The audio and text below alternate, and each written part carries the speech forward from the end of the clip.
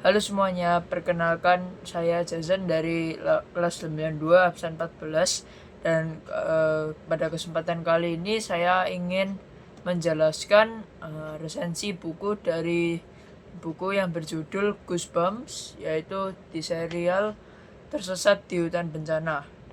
Jadi saya berasal dari SMP Kristen Petra 3 Surabaya. Lalu pengarang dari buku Goosebumps Tersesat di Hutan Bencana ini adalah R.L. Stine. Lalu tahun terbit dari buku ini adalah tahun 1999. Lalu jumlah halaman pada buku ini adalah 136. Dan saya akan menjelaskan resensi buku ini. Jadi pada saat saya awal membaca, saya tahu bahwa ada seorang anak yang bernama Sue dan teman-temannya yang sedang berlibur di Amerika Selatan. Mereka menjelajah seperti sebuah hutan gitu kan, mereka jelajahi. Lalu di hutan itu mereka itu dipimpin oleh seorang pemandu yang sangat ahli dalam menjelajah hutan. Nah, ini pasti sangat akan menyenangkan kan kalau mereka menjelajah hutan gitu kan. Lalu momen menegangkannya dimulai pada saat Su dan temannya ini sudah merasa bosan. Dan disclaimer, di sini nama temannya tidak dijelaskan namanya siapa ya. Nah, Su dan temannya ini mulai merasa bosan. Lalu mereka ini pengen kayak berpisah dari rombongan mereka gitu, rombongan menjelajah mereka. Mereka ingin mencari, bukan mencari ya, mereka ingin menjelajah sendiri gitu tanpa rombongan.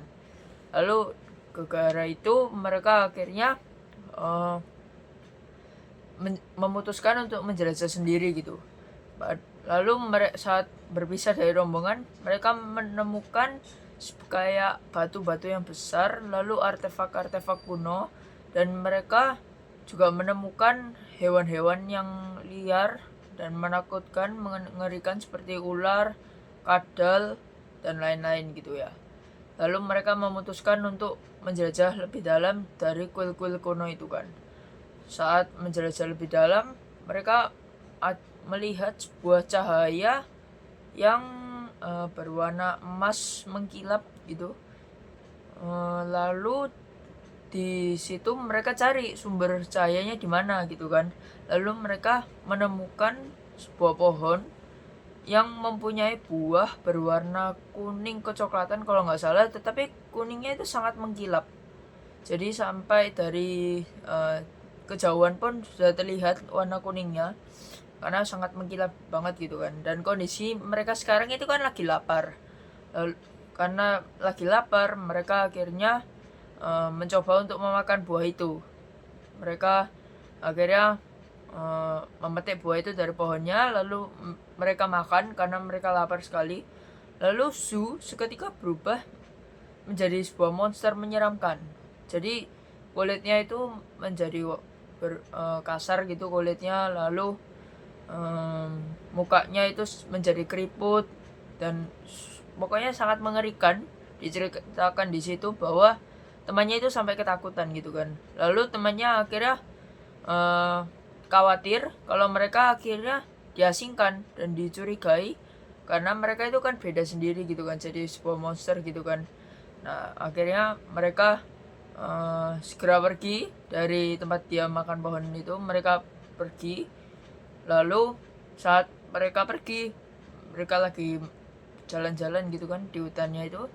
Mereka akhirnya menemukan sebuah komplotan kawanan orang-orang, kayak orang-orang hutan gitu. Kayak mereka tinggal di sana gitu, dan mereka itu ternyata sudah tidak kaget dengan fenomena yang dialami oleh Su. Di sini temannya nggak ikut berubah menjadi monster. Lalu ternyata mereka itu sudah biasa menangani kasus seperti itu karena mereka tahu ada buah yang seperti jebakan yang ada di dalam hutan itu. Akhirnya mereka mempunyai ramuan ajaib agar mereka bisa yang berubah menjadi monster setelah makan buah itu bisa kembali menjadi manusia normal. Lalu dikasih ke Sunya minum ramuan itu, lalu Su kembali pulih menjadi normal.